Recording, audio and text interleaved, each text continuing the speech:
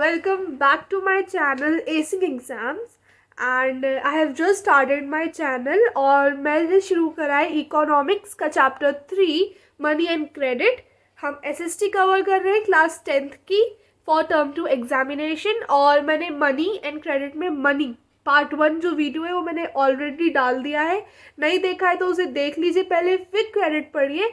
मैं link description में डाल दूंगी और आज हम शुरू कर रहे हैं क्रेडिट।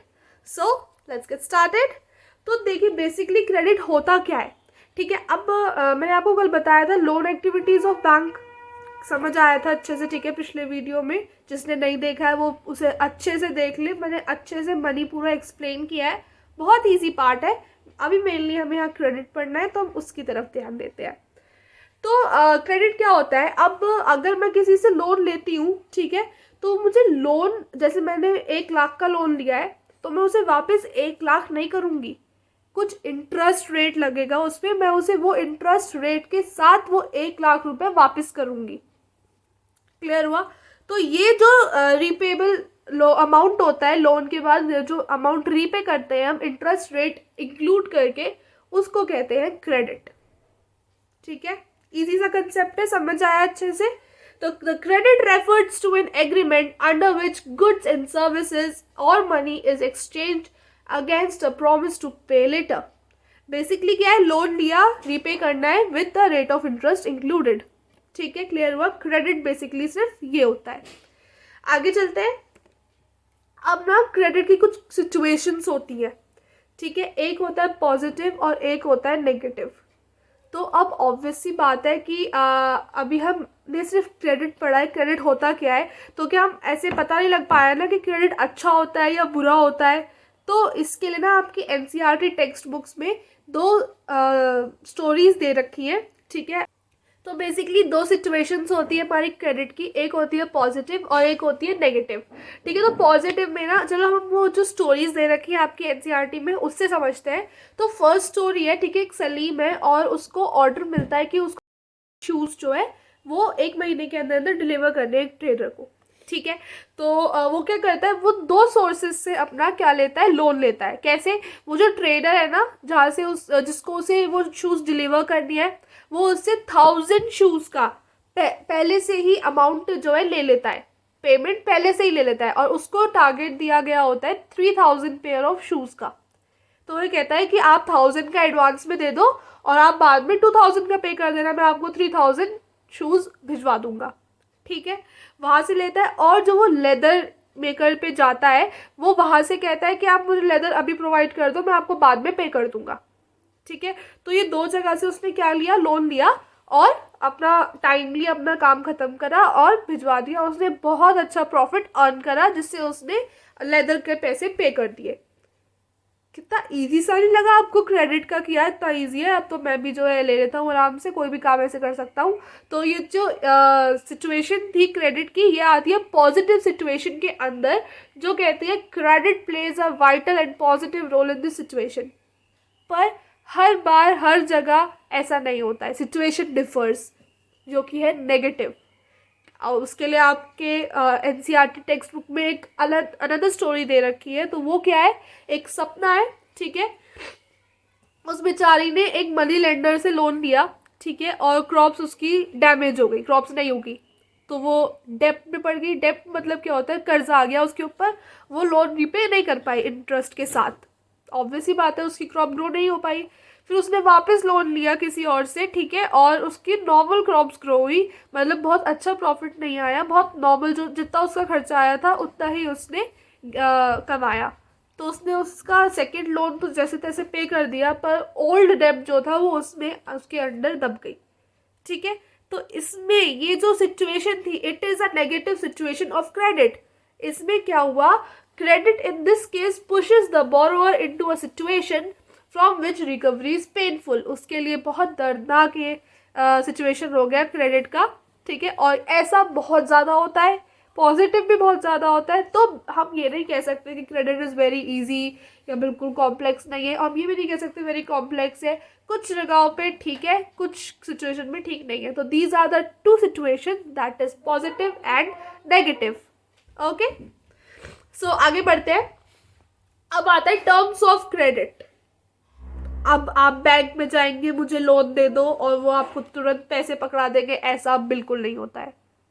ठीक है, टर्म्स होती ही होती है, टर्म्स एंड कंडीशंस होती ही होती है। वो क्या होती है?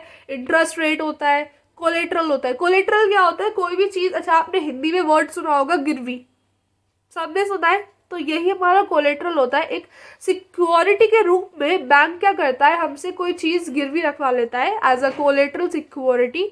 ठीक है, और तब हमें अमाउंट देता है कि ठीक है, अगर आप पे नहीं कर पाए टाइम पे, तो ये जो चीज़ आपने कोलेट्रल सिक्योरिटी के रूप में जमा करी वो तो हमारी हो जाएगी। ये चीज़, ये जो कंसेप्ट है ये कोलेट्रल का होता है। ठीक है, ये टर्म्स होती है क्रेडिट का कि इस अगर आप सिक्योरिटी पे जमा करोगे तभी आपको लोन मिल पाएगा। ठीक है, और मोड ऑफ रीपेमेंट, आपके इस मोड, मतलब ये सारे डॉक्यूमेंटेशन जो होते हैं सब रिक्वायर्ड होता है आपको क्रेडिट देने से पहले, वो ये सारे डॉक्यूमेंटेशन करते ही करते हैं। ठीक है, as in this figure there is like the 5 C's of credit. तो क्या टर्म्स होती है? Capacity, capital, collateral, character, conditions. अगर कैरेक्टर भी ना मेजर रोल प्ले करता है, कैसे कि अगर वो ना आपका हिस्ट्री, क्रेडिट हिस्ट्री देखेंगे कि आपने पहले भी कोई लोन ले रखा है और उसे पे किया था, टाइम पे नहीं किया था, या अभी तक नहीं किया, या परेशानी हो रहे हैं बैंक वाले आपसे, तो उस हिसाब से अगर आपने पहले का भी लोन पे नहीं कर रखा है, ठीक है, और बैंक को परेशान कर रखा है, तो वो आपको लोन नहीं देंगे फिर। तो ये कैरेक्टर, ठीक है, उस पर कैपेसिटी आप वो देखें, अगर आप मांग रहे हो भाई 50 लाख का लोन और आपकी जो सैलरी है वो तो 20,000 है, सिर्फ 10,000 है, तो वो देखेंगे आप में कैपेसिटी है भी ये लोन पे करने, वापस रीपे करने की या नहीं है। तो ये कुछ कंडीशंस होती हैं, कुछ टर्म्स एंड कंडीशंस होते हैं जिनके बेसिस पे ही आपको सिर्फ बैंक या कोई भी लोन दे पाता है। क्लियर हुआ? बहुत ही इजी सा कंसेप्ट है, ध्यान से समझिएगा। नेक्स्ट, अच्छा अब बात करते हैं formal sector of credit in India. ठीक है, दो सेक्टर होंगे, ऑब्वियसली बात है, आपने फॉर्मल पढ़ लिया तो फॉर्मल होगा, इनफॉर्मल होगा। ठीक है, तो फॉर्मल में क्या आता है, हम बैंक से लोन ले रहे हैं तो वो फॉर्मल में आएगा। ठीक है, और अगर हम इनफॉर्मल से लोन ले तो वो मतलब अगर हम लोन ले रहे हैं अपने फैमिली से, अपने रिलेटिव से, अपने बॉस से, या अपने फ्रेंड से, या किसी अमीर इंसान से, तो ये सारे इनफॉर्मल सेक्टर ऑफ क्रेडिट में आएंगे। ठीक है, बहुत इजी था, समझ आया? ठीक है अच्छा, अगर आप बैंक से लोन लेते हैं तो उसमें जो आरबीआई है बहुत मेजर रोल प्ले करता है। कैसे? आरबीआई क्या है? Reserve Bank of India, everybody knows. ठीक है, तो it is the father of all the banks all over. ठीक है, बैंक्स का क्या है? ये पापा है। तो ये क्या करता है, ये सारे, इसका रोल क्या है, ये सारे बैंक्स को मॉनिटर करता है, उनकी सारी एक्टिविटीज में मॉनिटरिंग होती है आरबीआई की। ठीक है, और आरबीआई इंश्योर करता है, अच्छा एक चीज होती है मिनिमम कैश रेशियो, तो आरबीआई इंश्योर करेगा कि जो बैंक है वो मिनिमम कैश रेशियो अपने पास रख रहे हैं, नहीं रख रहे हैं, मतलब जितना भी डिपॉजिटेड कैश है ना बैंक के पास, उसका मान लो 15% है ये रेशियो, तो उसका 15% वो उनके पास रखेंगे ही रखेंगे, उसको वो लोन में नहीं दे सकते किसी को, या किसी और बैंक एक्टिविटी में इन्वेस्ट नहीं कर सकते। ऐसा क्यों होता है?